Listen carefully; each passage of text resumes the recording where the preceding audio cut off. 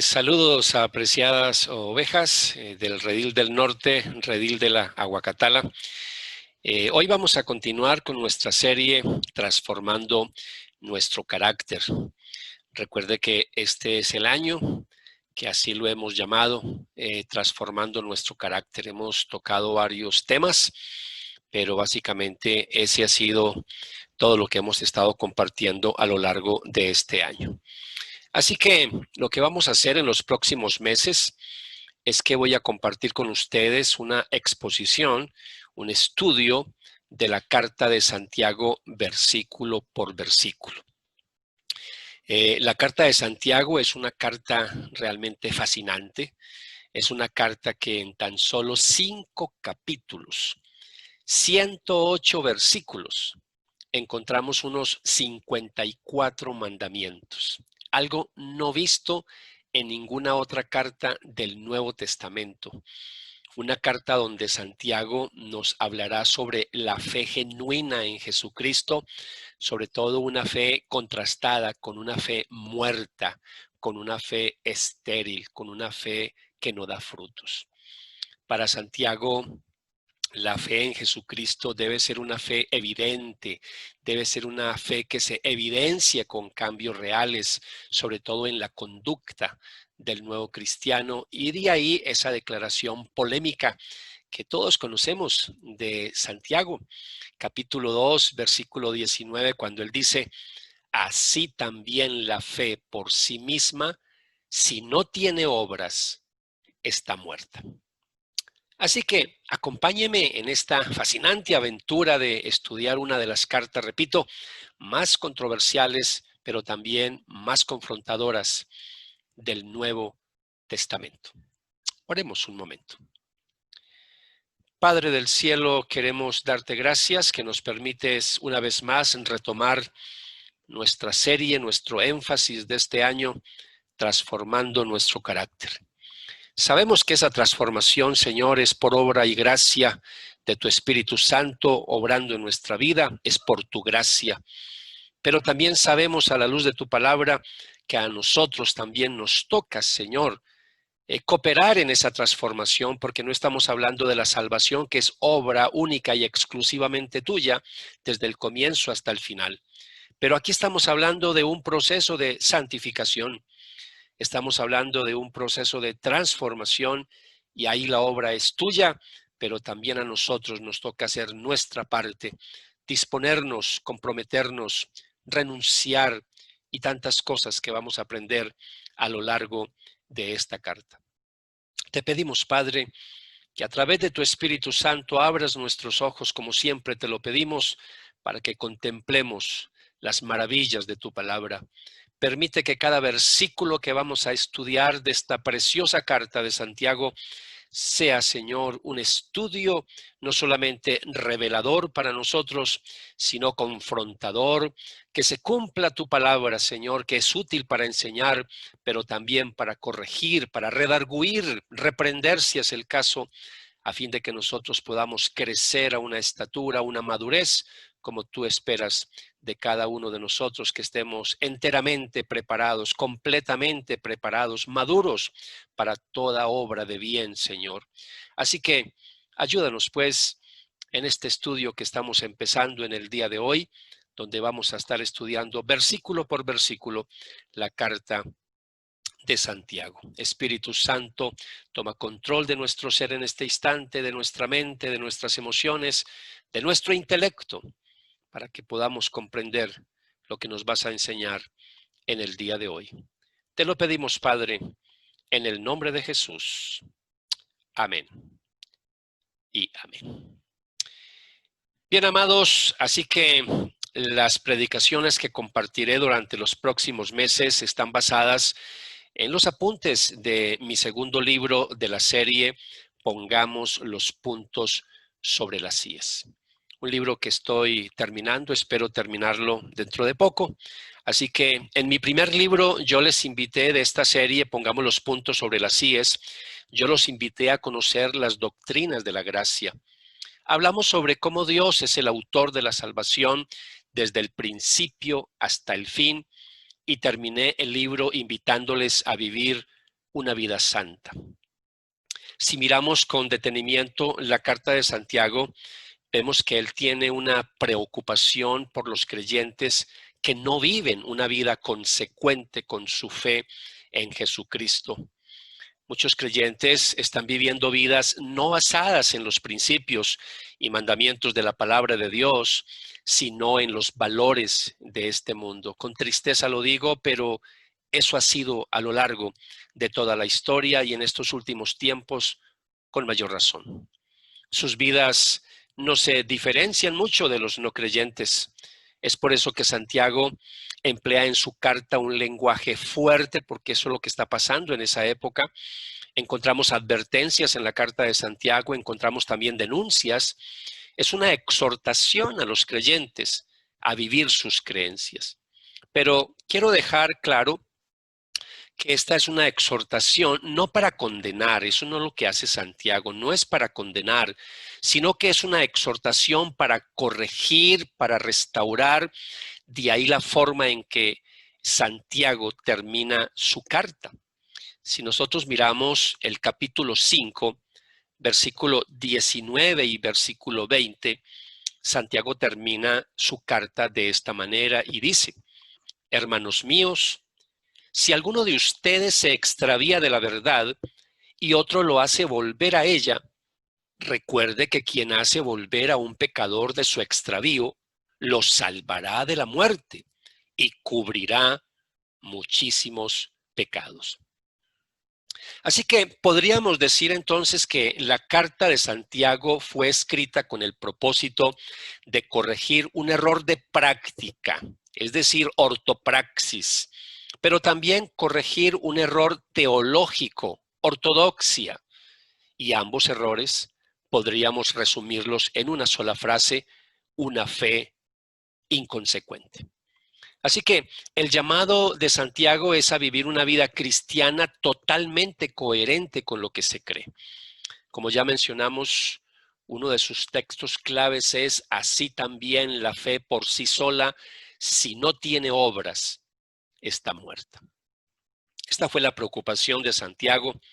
Muchos creyentes de su época enfatizaban la justificación por la fe en Jesucristo, pero entendieron mal los postulados del apóstol Pablo, ya que no querían vivir una vida santa, consagrada y apartada para Dios, que se evidenciara a través de una vida transformada, que no se contaminara con los valores del mundo.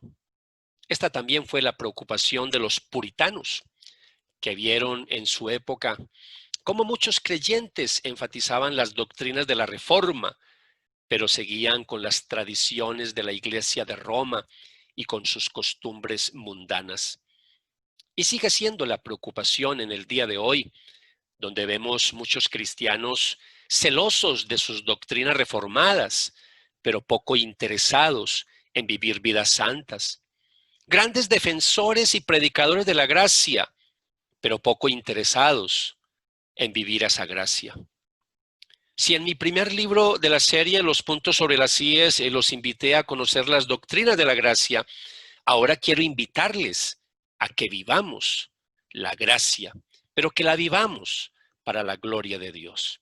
Así que leamos el primer versículo del capítulo de Santiago. Yo, Santiago, esclavo de Dios y del Señor Jesucristo, escribo esta carta a las 12 tribus. Los creyentes judíos que están dispersos por el mundo reciban mis saludos. El título de la predicación para hoy es: Vivo la gracia cuando me rindo a Jesús incondicionalmente. Repito, vivo la gracia cuando me rindo a Jesús incondicionalmente. Hay una iglesia enferma a la cual se dirige Santiago, una iglesia que necesita ser pasada por el quirófano y someterse a una cirugía profunda. Y como toda cirugía, necesita de un proceso de saturación al estilo PDS. Así que les propongo este acrónimo PDS para estudiar este primer versículo para que le quede claro, para que lo pueda memorizar, porque esa va a ser la estructura que nos va a llevar 2 fines de semana. Así que hablemos en primera instancia la presentación del autor. Presentación del autor. La carta comienza diciendo quién es el autor y empieza diciendo yo, Santiago. El nombre Santiago es una combinación de palabras latinas y españolas. Sant, de ahí viene santo, Iago, ¿cierto? San Iago, de ahí viene esa combinación, repito, y ahí se transformó de esas raíces latinas, españolas, y se convirtió en Santiago. Pero una mejor traducción, cuando vamos al griego del Nuevo Testamento, la mejor traducción, porque en el griego aparece Jacob, Jacob. Por eso de aquí en adelante no hablaré de Santiago, sino que hablaré de Jacobo, que es la mejor traducción. Este Jacobo al que hace mención la carta es el hermano del Señor Jesucristo, o mejor dicho, el medio hermano de nuestro Señor Jesucristo. El evangelista Marcos nos dice que Jesús tenía varios hermanos varones. Leemos en Marcos capítulo 6, versículos 2 y 3. Cuando llegó el día de reposo, comenzó a enseñar en la sinagoga.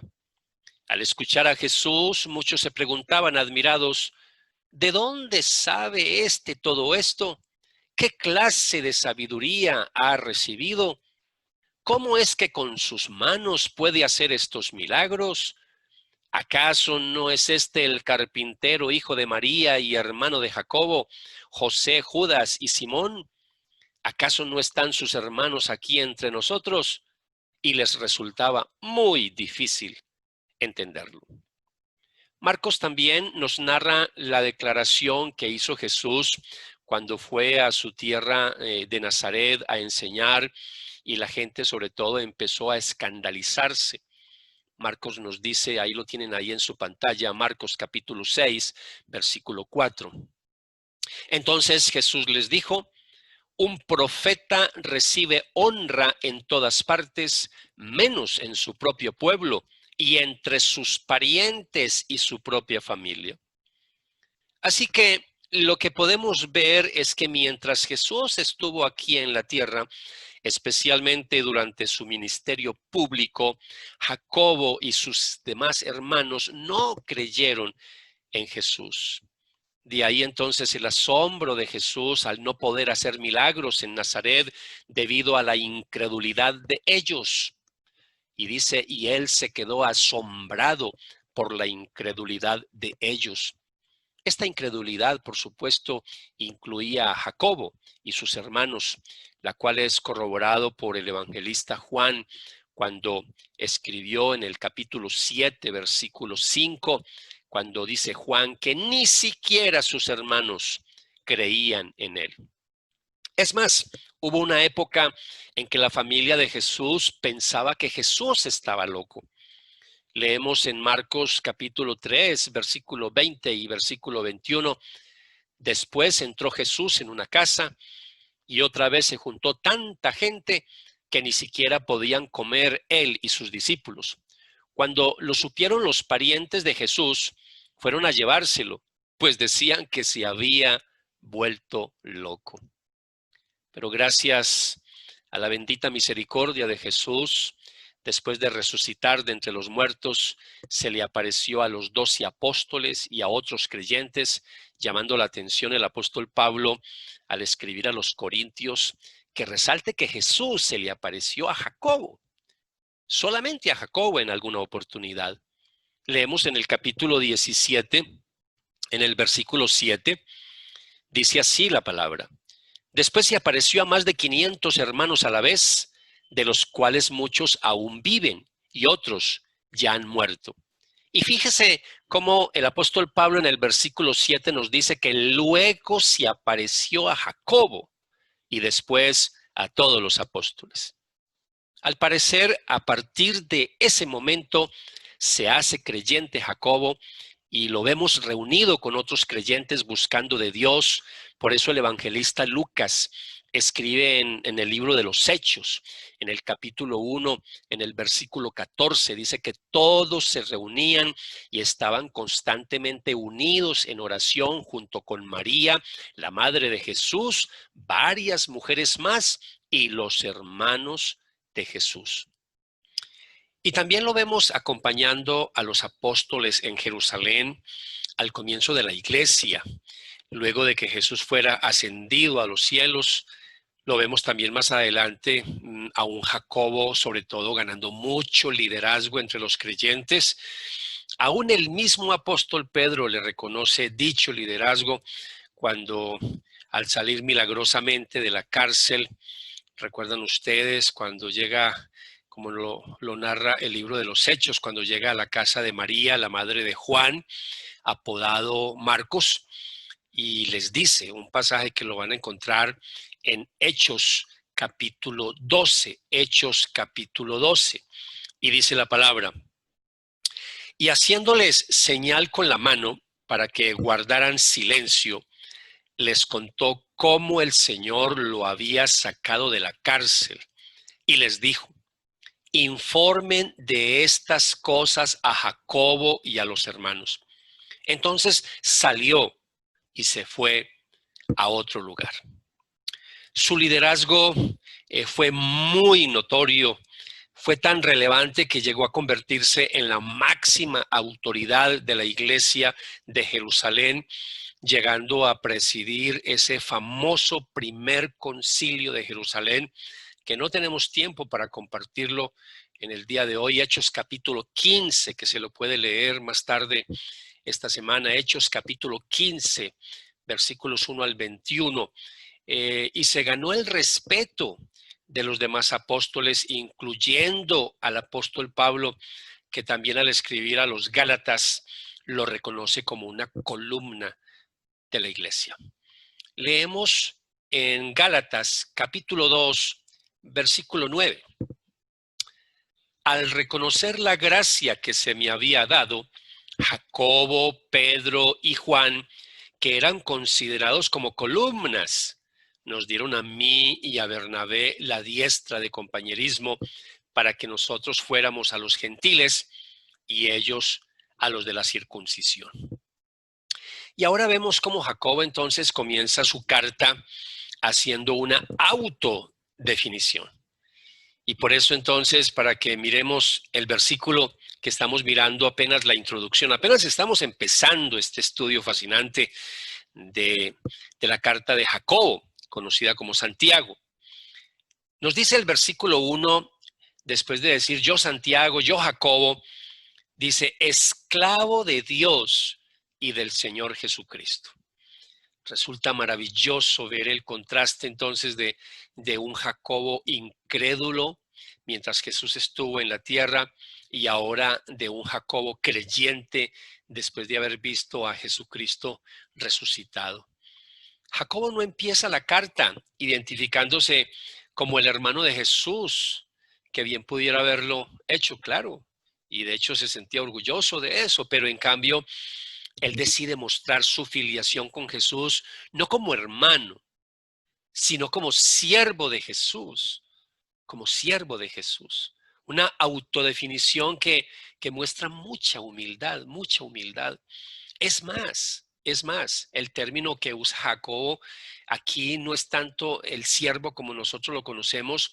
El término que aparece aquí en griego es doulos, un término usado ampliamente en la época bíblica para hablar de esclavos, siendo usado por los romanos con varias categorías, que es importante mirar un poquito el contexto. Lo que estamos haciendo, amados, en el día de hoy es ampliando un poquito el contexto histórico, cultural, religioso, para poder profundizar un poco más adelante en la carta.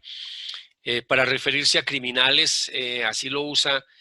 Se usaba el término esclavos en la época bíblica, los romanos lo usaban así para referirse a criminales o personas consideradas enemigas del gobierno romano, obligadas a trabajar sobre todo en las minas o en el campo, ¿cierto? Para referirse también, así era usado el término para referirse a personas que trabajaban en la zona urbana, pero en servicios domésticos, donde aún personas se vendían para hacer esos oficios. Luego estaban las personas que servían en la casa del emperador, llegando a veces a obtener cierta posición de autoridad. Por eso otras versiones, en vez de decir siervo de Dios y del Señor Jesucristo, la palabra siervo que se usa en el Nuevo Testamento es el término diáconos. Diáconos, ese es el término para siervo, ¿cierto? Entonces, el lector moderno, en el día de hoy, la gente que lee la palabra de Dios, pues no ve mucha diferencia entre los dos términos, ¿cierto? Diáconos y doulos, pero la diferencia es abismal en el Nuevo Testamento, es una diferencia gigante. Por decir algo, diccionarios bíblicos, cuando definen la palabra siervo, la definen como una persona empleada para prestar servicios para otra persona. Pero cuando van a definir la palabra esclavo, los diccionarios bíblicos hablan más que todo de una persona que es propiedad de otra, que es absolutamente sujeto a la voluntad de esa otra persona. Y ahí la diferencia es grandísima. Entonces aquí Jacobo está reconociendo que Jesús es su amo. Por eso me gusta mucho cómo traduce este versículo la Nueva Traducción Viviente, que dice esclavo de Dios y del Señor Jesucristo. La próxima semana vamos a continuar con este estudio del primer versículo de la carta de Jacobo. Ahora quiero compartirles en esta segunda parte, quiero compartir algunas aplicaciones con ustedes, sobre todo aplicaciones de índole doctrinal, aplicaciones de índole devocional y también en torno al discipulado. Así que, en primer lugar, déjenme compartir con ustedes algunas aplicaciones de tipo doctrinal. Y para ello, le invito a que volvamos a mirar el versículo 1 de la carta de Jacobo. Jacobo, siervo de Dios y del Señor Jesucristo, a las 12 tribus que están esparcidas, salud. Jacobo no solo dice que es un esclavo, sino que dice de quién es esclavo. Él dice que es esclavo de Dios y del Señor Jesucristo. Para Jacobo era claro que ser esclavo de Dios implicaba también ser un esclavo de Jesucristo.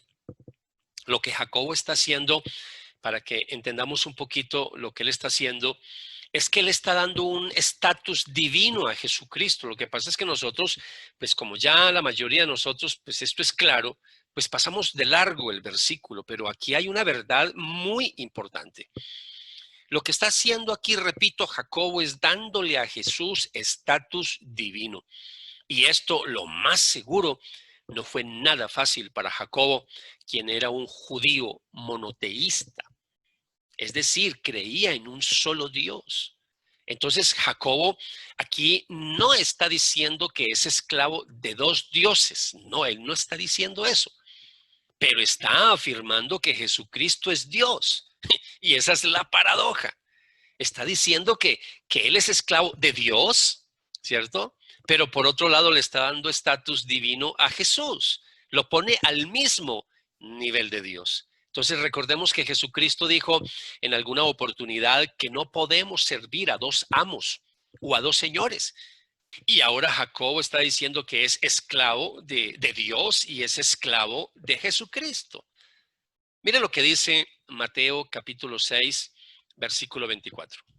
Nadie puede servir a dos amos, pues odiará a uno y amará al otro.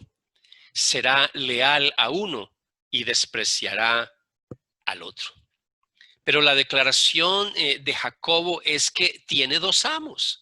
Jacobo entendió que no podía ser un siervo de Yahvé sin ser un siervo de Jesucristo. Y aquí hay algunos textos bíblicos que nos van a ayudar, como es el Evangelio de Juan, capítulo 5, versículo 23, cuando Juan dice, a fin de que todos honren al Hijo, así como honran al Padre. El que no honra al Hijo, ciertamente tampoco honra al Padre que lo envió. ¿Se imaginan lo difícil que fue para Jacobo como judío llegar al convencimiento de que su hermano Jesús también era Dios? Pero Jacobo también coloca a Jesús al mismo nivel que Dios al usar títulos divinos para referirse a él. Lo llama Señor Jesucristo, Señor Jesucristo. Las dos palabras juntas, Señor y Jesucristo. Esas dos palabras, lo que es Señor y Cristo, llegaron a expresar la manera en que la iglesia primitiva llegó a confesar su fe en Jesús. De pronto, repito, para nosotros, pues esto es tan claro que de pronto no le vemos la trascendencia, pero estamos, repito, hablando de un judío monoteísta. Solamente creía, por supuesto, en un único Dios. Y ahora nos está hablando y nos está diciendo que Jesús también es Dios. Y esa fue la confesión de los primeros cristianos y sigue siendo la confesión de nosotros hasta el día de hoy. Hechos capítulo 2, versículo 36. Nos dice la Biblia cuando nos menciona la declaración del apóstol Pedro en el día de Pentecostés.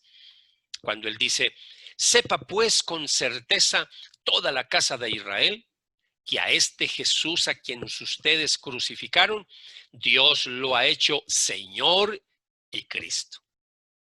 La palabra Señor aquí es Kyrios, en griego.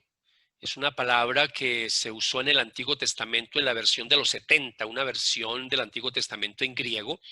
Y esa palabra cuando aparecía en el Antiguo Testamento en la versión de los 70 era la colocaban en lugar de la palabra Adón o Adonai, que en hebreo significa Señor o mi Señor.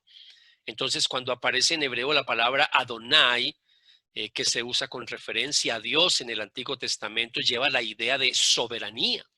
Y eso es lo que hace entonces la versión de los 70 cuando coge y traduce el término Adonai y lo pone como Kyrios. Eso es la palabra Señor. Y cuando pasa al Nuevo Testamento y cuando la usan los discípulos, le están dando la misma connotación. Entonces debe recordarse que en su lectura de las Escrituras, el judío acostumbraba a sustituir el nombre de Yahvé por Adonai. Para ellos no se podía ni pronunciar ni escribir. Entonces lo cambiaban por Adonai. Entonces esta sustitución se hacía porque el judío consideraba el nombre de Yahvé como demasiado sagrado para ser pronunciado por labios humanos. Entonces en su sermón el día de Pentecostés, Pedro dice que Dios, hablando del Padre, ha hecho a Jesús Señor, Kyrios, y lo ha hecho Cristo.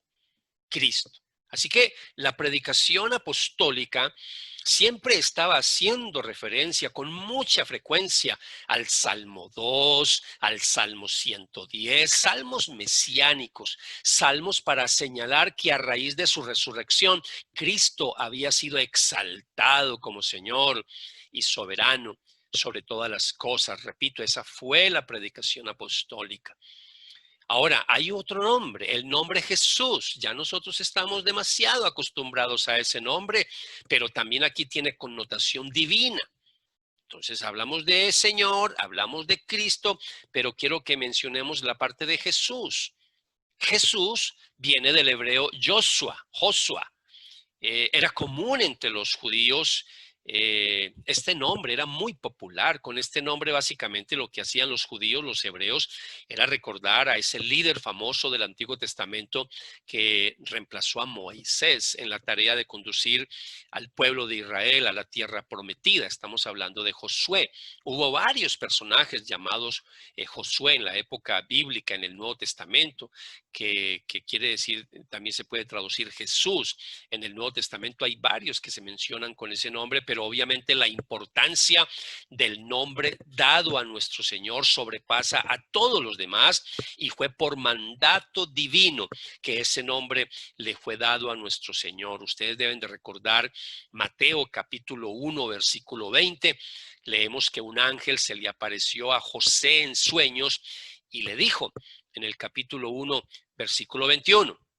Y tendrá un hijo y lo llamarás Jesús, porque él salvará a su pueblo de sus pecados. Así que Mateo es claro en decirnos la razón que dio el ángel para poner el nombre, porque él salvará a su pueblo de sus pecados. Así que asociado a este nombre viene la misión, a este nombre que es la misión de ser un salvador. Salvador, él salvará a su pueblo de sus pecados. Así que ahí estamos hablando de Señor, estamos hablando de Jesús y por otro lado estamos hablando de Cristo, ¿cierto? Cristo. El nombre Cristo es el equivalente al hebreo Masiá, o Mesías, que para nosotros, cuando miramos la traducción en español, significa ungido. Así que Jacobo lo identifica a Jesús, le reconoce como el ungido, como el rey prometido del Antiguo Testamento que habría de reinar e impartir la justicia de Yahvé sobre la tierra. Jacobo está viviendo la gracia, rindiendo su vida a Jesús incondicionalmente. Y lo hace al declarar que era siervo, esclavo de Dios y del Señor Jesucristo. Él estaba declarando la deidad de Jesucristo, pero a la vez declarando su creencia en un solo Dios. Una paradoja total, porque pensaríamos, obviamente, por la lógica, que si él está hablando de Dios, está hablando de un estatus divino a Jesús como Dios, hablaríamos como mínimo de dos dioses. Por eso nosotros los cristianos hablamos de ese gran misterio de la Trinidad y confesamos que creemos en un solo Dios vivo y verdadero, pero manifestado en tres personas distintas: Padre, Hijo y Espíritu Santo. Entonces, su lealtad a Jesucristo, hablando de Jacobo, es la misma lealtad que le ha tenido por siempre a Dios. Para Jacobo, esta era una rendición teológica, una rendición de tipo intelectual que chocaba rotundamente con sus creencias judías, y esto es lo que la Biblia llama misterio. Pero el asunto para Jacobo no era solo creer una verdad teológica. De hecho, más tarde, en la carta que más adelante estaremos profundizando, más tarde Jacobo escribe en el capítulo 2, versículo 19. ¿Tú crees que hay un solo Dios? ¡Magnífico! También los demonios lo creen y tiemblan. Desde el comienzo mismo de la carta, Jacobo deja muy claro que abrazar una verdad teológica debe ir acompañada de una vida totalmente rendida a Jesucristo. A continuación, quiero compartir una segunda aplicación también de tipo doctrinal con ustedes, y pensando más en personas católicas que se han unido a nuestras comunidades cristianas, y es la verdad teológica y doctrinal con respecto a los hermanos de Jesucristo. Recordemos que la Biblia habla de que Jesús tenía varios hermanos. En Marcos capítulo 6, versículo 3 leemos: ¿no es acaso el carpintero, el hijo de María y hermano de Jacobo, de José, de Judas y de Simón? ¿No están sus hermanas aquí con nosotros? A lo largo de la historia de la iglesia se han dado varias posiciones en torno a la identificación de estos hermanos de Jesús.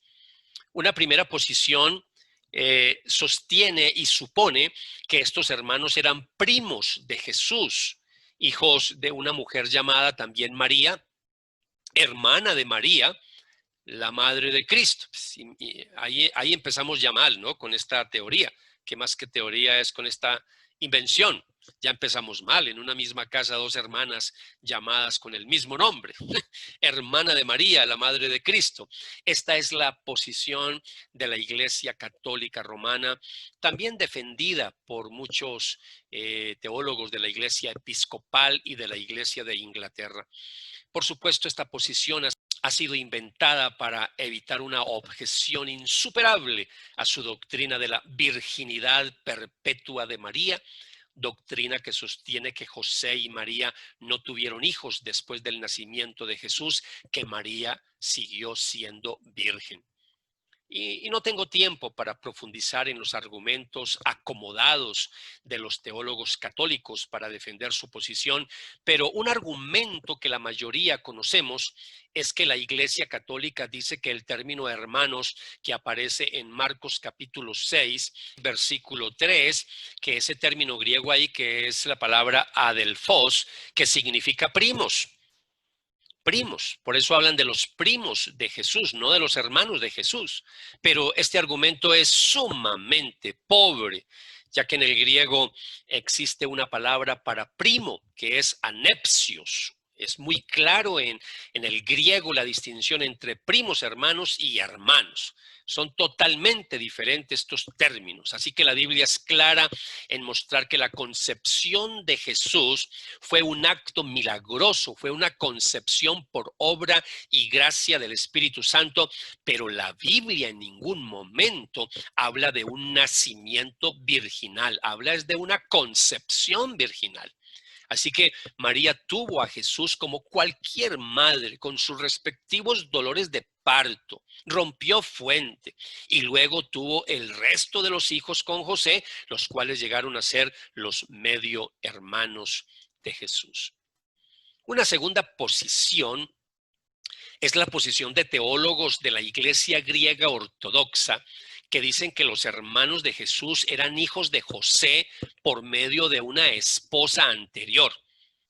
Es decir, que José se había casado por segunda vez, pero en la Biblia no hay ni el más mínimo indicio de que José haya tenido otro matrimonio anterior. Así que nos debe quedar claro, amados, que los hermanos de Jesús mencionados en los evangelios son los medio hermanos de Jesús, hijos de José y María, nacidos después del nacimiento de Jesús, uno de los cuales era Jacobo y el otro Judas, los cuales escribieron las cartas respectivamente de Judas y Jacobo. Otra aplicación que quiero compartir con ustedes en el día de hoy, ya no de tipo doctrinal, sino más de índole devocional. Quiero llamar la atención a la humildad de Jacobo al escribir su carta, al no identificarse como hermano de Jesucristo, ni siquiera como apóstol. Una humildad que lo llevó a identificarse como esclavo, renunciando a posiciones y a títulos. ¿Qué diferencia con los tantos líderes, muchos líderes del día de hoy que andan obsesionados por los títulos y los que el cúmulo de títulos académicos los han llenado de soberbia y de orgullo? Me encontré con una publicidad muy diciente que refleja la enfermedad de los que buscan títulos de apóstol, pero que muy bien se puede aplicar a líderes eclesiales que solo se llaman pastores y que también se puede aplicar a algunos líderes de nuestras iglesias locales, que lo que están buscando es poder y reconocimiento en vez de servir con todo el corazón a nuestro Señor Jesucristo. Miremos esta diapositiva que quiero compartir con ustedes, una diapositiva muy diciente. Una publicidad que está muy al tono con la pandemia que estamos viviendo en el día de hoy, titula Campaña de vacunación de santidad contra la apostolitis aguda. Y entonces aparece una cantidad de síntomas. ¿Cuáles son los síntomas de que alguien tenga este virus? Número 1, megalomanía, fiebre altísima, causada por una obsesión desmedida en obtener reconocimiento. Segundo síntoma, cauterización de la conciencia, es decir, ausencia de discernimiento entre lo bueno y lo malo. Tercero, deseo desesperado de flujo de efectivo. Esto deriva sobre todo en prosperitis aguda. Aquí hablamos de teología de prosperidad. Número 4, dolor agudo en el ego. Las defensas del orgullo las hacen resistir a ser vacunados. 5, diarrea verbal, palabrería sin sentido, derivando en un triunfalismo y positivismo espantoso, el cual comienza a visualizar solo las cosas terrenales. Número 6, personalidad extravagante. Se trasladan en limusinas, presumen trajes de $3,000. 7. Obsesión por hablar de sus logros. Solo hablan de sus viajes, solo hablan de sus libros, solo hablan de lo que Dios, cómo los usa, cómo los necesita. Número 8. Delirio de persecución. Andan con guardaespaldas. Se sienten como, dice aquí la publicidad, como Luis Miguel. Número 9. Aseguran tener autoridad apostólica. Poseen un deseo desmedido de controlar a la gente. Se creen dueños de las personas. Número 10. Incapacidad de oír consejos. Poseen una autosuficiencia tal que ni Dios puede aconsejarlos. Número 11. Comienzan a tener alucinaciones. Sueños, visiones, profecías, experiencias místicas. Muchos dicen desprenderse del cuerpo haciendo viajes astrales en los cuales visitan el paraíso o el infierno. 12. Dificultad para arrepentirse. Se creen infalibles y piensan que su palabra es la ley. 13. Trastorno grave de la conciencia. Despojan a las viudas de sus bienes y a los incautos que las siguen. Les quitan sus relojes, celulares, anillos. 14.